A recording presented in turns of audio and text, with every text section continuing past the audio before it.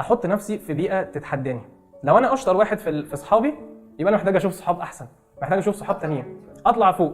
لان انا طول ما انا وسط ناس خلاص انا اجمد واحد فيهم، انا مش محتاج ان انا اعمل حاجه زياده. فدايما الانسان حيث يضع نفسه. يعني انت متوسط اكتر 5 بتقعد معاهم، شوف ال5 اللي انت بتقعد معاهم كل يوم متوسط ذكائهم قد ايه، متوسط مرتباتهم قد ايه، متوسط طموحهم قد ايه، هتبقى انت زيهم. ده يعني بكل بساطه. فانا لو عايز اعلي مرتبي اقعد مع ناس مرتباتهم اعلى مني. لو انا عايز اعلي مهاره معينه عندي، مهاره تفكير ابداعي، مهاره حل مشكلات، مهاره تواصل، اقعد مع ناس اشطر مني. احيانا مش هبقى قادر ان انا اقعد مع ناس شاطره زي كده، اعمل ايه؟ من الحلول القويه جدا جدا ان اتفرج على البودكاست ده. البودكاست ده بيجيب لي ناس هم شاطرين في مجالاتهم، اتفرج على قصص نجاح. في بودكاست دلوقتي كتيره جدا جدا، يعني عايز تشوف قصص نجاح فتحفزك انك.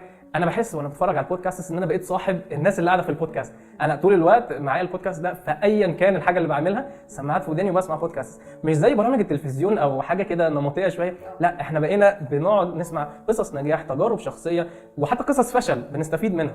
فلو انت مش قادر في الدايره الصغيره بتاعتك، في بيتك او في عيلتك او في شغلك، مفيش حد ان انت تقدر تقول عليه يعني رول موديل كده او مثال يحتذى به، شوف بودكاست اتفرج عليها وشوف قصص الناس دي وتقدر تتواصل معاهم. يعني انت دلوقتي لما بتشوف حد في بودكاست وبعت له والله انت قلت الحاجه الفلانيه وانا كنت مبسوط بيها، انا كنت عايز اتعلمها، الناس مش هتتاخر على حد، بالعكس الناس حابه انها تساعد. دلوقتي التواصل بقى اسهل كويس كتير جدا. اسهل كتير جدا.